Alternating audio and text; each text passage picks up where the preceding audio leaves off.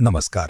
आजच्या या व्हिडिओमध्ये आपण पुणे विभागामध्ये कार्यान्वित करावयाची न्यू सेवार्थ प्रणालीची अंमलबजावणी कशी असेल याविषयी पाहणार आहोत.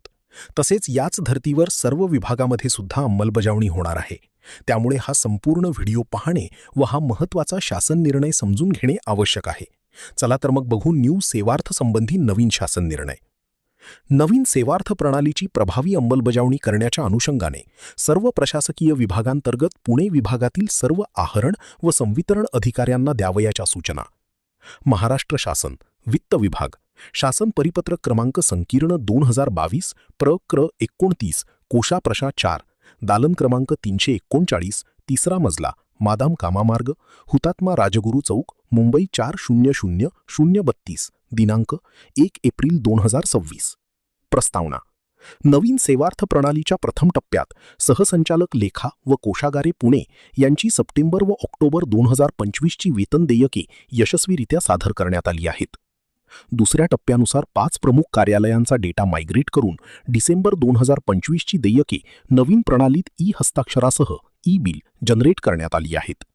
तसेच जानेवारी 2026ची देयके महालेखापाल कार्यालयाच्या सशर्त मान्यतेनुसार सादर झाली आहेत. आता या प्रणालीची पुढील अंमलबजावणी पुणे विभागात करण्याचे प्रस्तावित आहे. शासन परिपत्रक. पुढील अंमलबजावणीसाठी संचालनालय स्तरावर खालीलप्रमाणे मध्यवर्ती टीम गठीत करण्यात आली आहे.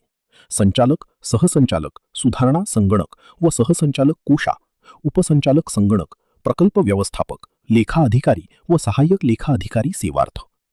1. मध्यवर्ती टीमचे कामकाज. पुढील टप्प्यातील अंमलबजावणीवर पूर्ण नियंत्रण ठेवणे. विभागीय सहसंचालक व कोषागार अधिकाऱ्यांना ऑनलाईन ऑफलाईन मार्गदर्शन करणे. पुणे विभागासाठी एप्रिल 2026 पासून अंमलबजावणी प्रस्तावित असून त्याकरिता विविध स्तरांवर टीम गठीत करणे.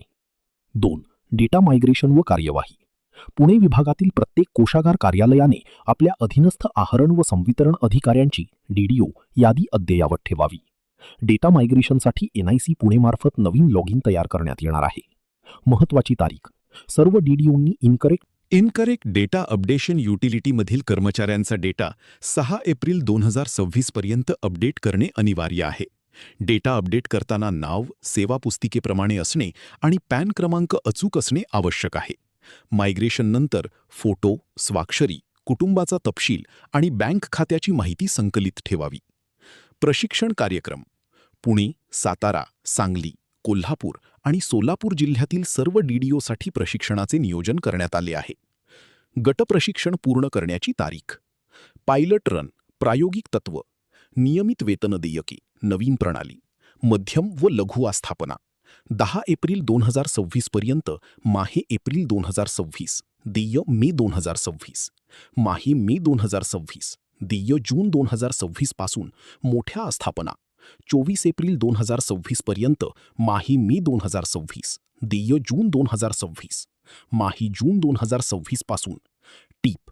एकदा नवीन प्रणालीत कामकाज सुरू झाले की जुन्या सेवार्थ प्रणालीमध्ये कामकाज करता येणार नाही.